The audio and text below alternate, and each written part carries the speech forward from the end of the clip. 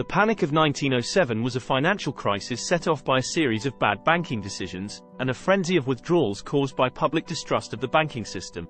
J.P. Morgan, along with other wealthy Wall Street bankers, loaned their own funds to save the country from a severe financial crisis.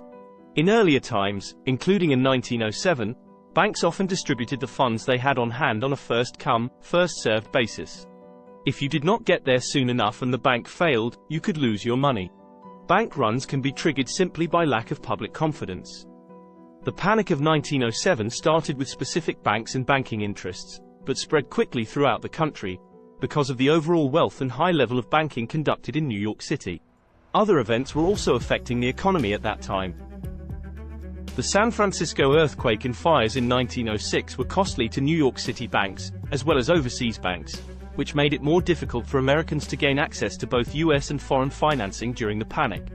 Additionally, the stock market went through a silent crash in March 1907, and the country was still recovering from this event in October 1907. As a result, the U.S. banking and financial systems were weaker going into the Panic of 1907 than they had been just a few years prior. Fritz Augustus Heinze was a businessman who became extremely wealthy through his copper mine in Montana, which he sold for approximately $12 million to a rival mining company. He moved to New York and invested heavily in banks and other financial institutions. In October 1907, the Heinze brothers attempted to corner the market on United Copper stock. They miscalculated the basic market conditions, and the brothers' attempt failed. The price of the United Copper stock plummeted. Of course, the Wall Street Journal reported the stock's collapse. Bank runs spread to banks and trust companies associated with the Heinze brothers, including Mercantile Bank, owned by a Heinze brother, and the Knickerbocker Trust, which is the third largest bank in New York, and was run by one of August Heinze's associates. On October 22, 1907, a run on Knickerbocker Trust forced it to pay out $8 million in one day and suspend business. Several weeks later, Charles T. Barney, president of Knickerbocker Trust, shot himself.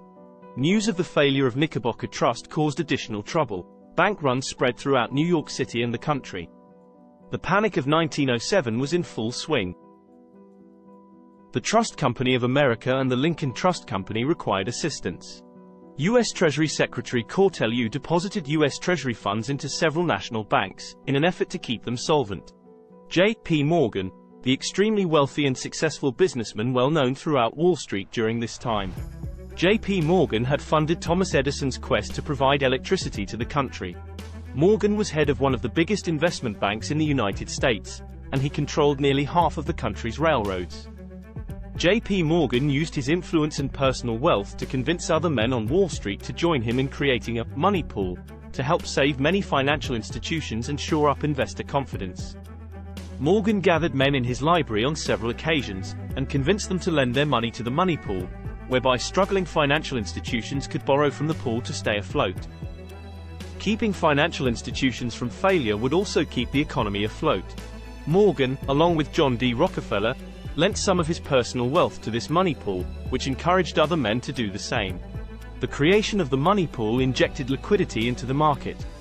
Morgan and his colleagues essentially acted as the lender of last resort or a central bank to the U.S. financial system. Morgan was part owner of U.S. Steel, the largest steel manufacturer and supplier in the country. The next largest steel producer was the Tennessee Coal, Iron and Railroad Company, TCI. One of the financial firms affected by the panic was Moore & Schlie. Moore & Schlie was a very large brokerage firm that had accepted TCI stock as collateral on many of its loans, and TCI stock was going down in value. If Moore & Schlie failed, it would be another hit to investor confidence. Morgan developed a plan to rescue Moore & Schlie by arranging for U.S. Steel to purchase Moore & Schlie's TCI stock.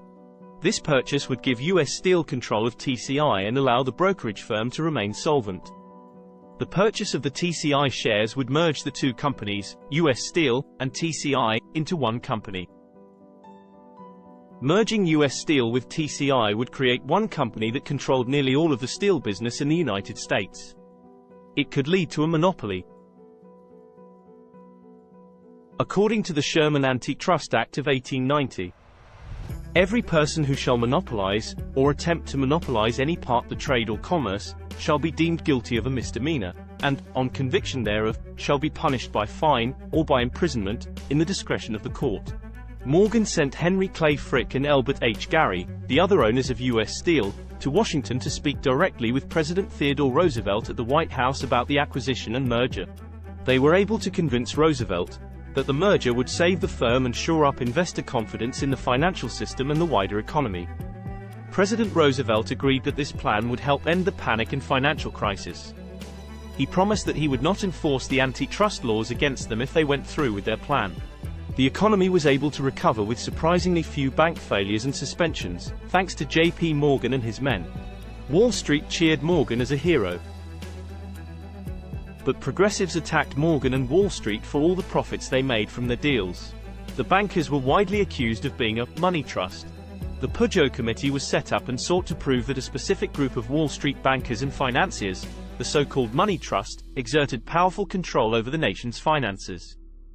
They were able to exercise this control by limiting competition between businesses and determining who would be on the boards of certain corporations, making it difficult for new businesses and groups to compete in the market. In December 1912, Morgan testified before a Congressional Banking Committee hearing chaired by Representative Arsène Peugeot. Morgan approached his appearance before the committee with full preparation, and a carefully modulated attitude of reserve and condescension. When one committee member asked if Morgan ever enjoyed the gratitude of the party's fundraisers, he snapped, "No. Gratitude has been rather scarce in my opinion."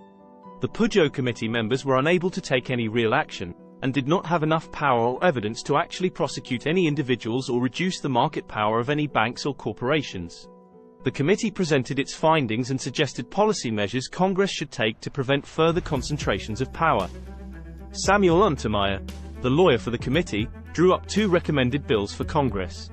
The revelations of the Peugeot hearings helped garner support for the founding of a central bank and also laid the groundwork for the Clayton Antitrust Act of 1914. The Federal Reserve Act of 1913 established the Federal Reserve System as the central bank of the United States. The Federal Reserve was designed to be the lender of last resort to the banking system, and thereby avoid the necessity of relying on individuals, such as Morgan or other private bankers, in times of crisis. A new chapter has just begun in history.